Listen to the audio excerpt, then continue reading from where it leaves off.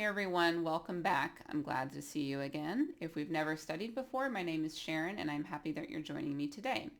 This is the fourth video in our 5-part series about connecting ideas, and today we're going to focus on avoiding fragments, run-ons, and comma splices. Okay. All right, so what is the problem here? I love my mother. She is so wonderful.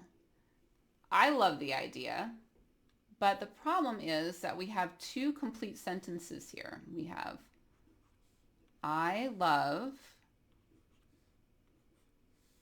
and she is, and we don't have any connecting word, right?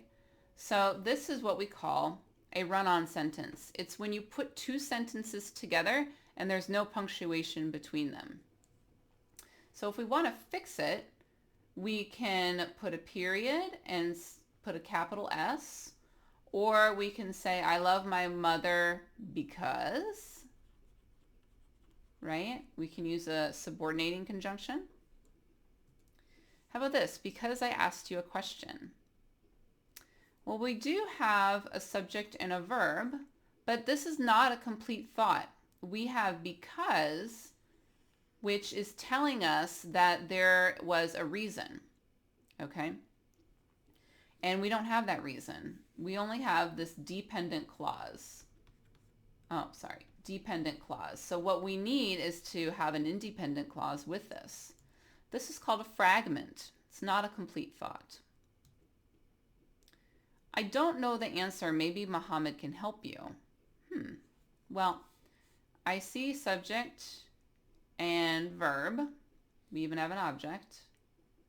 And then I see another subject, and can help is our verb here. And we have a comma. So we cannot connect two complete sentences with a comma, all right? That is called a comma splice. It's not something you eat. It's something that comes between two sentences, and it's not correct. All right, so how to avoid these errors?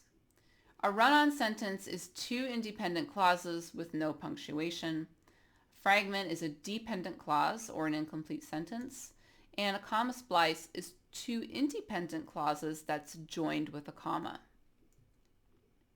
So the reason that these happen are that when we're making a first draft, so when you're writing and you have lots of ideas and you're making your first draft, you're going to make a lot of mistakes like this because you're just getting your ideas out. We're thinking about how to quickly join ideas. So when you go back and you revise and edit your writing, if you look for these specific errors, you can make sure that they do not show up in your final draft. But fragments often happen because we sometimes write how we speak, and we speak in fragments a lot. Someone might say, hey, why didn't you go to the party yesterday? And you would say, oh, because I was sick. And it's not because, and that's not incorrect grammar. You're completing the question that they're asking, but we don't need to have that independent clause when we speak because the context keeps those ideas together.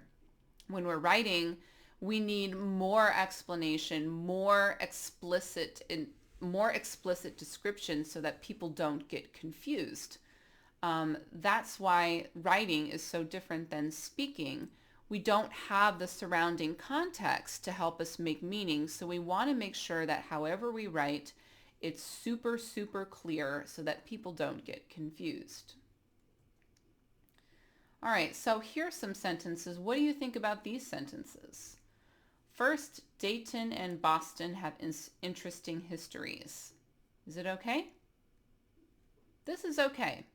All right, we have a transition word. Let me write that here. First is a transition. For example, both cities are the birthplaces of famous inventors. This is also okay. And again, this is another transition. Transitions can be one word, they can be more than one word. Same here. Therefore, children should study the histories of these cities. All three of these are examples of transitions.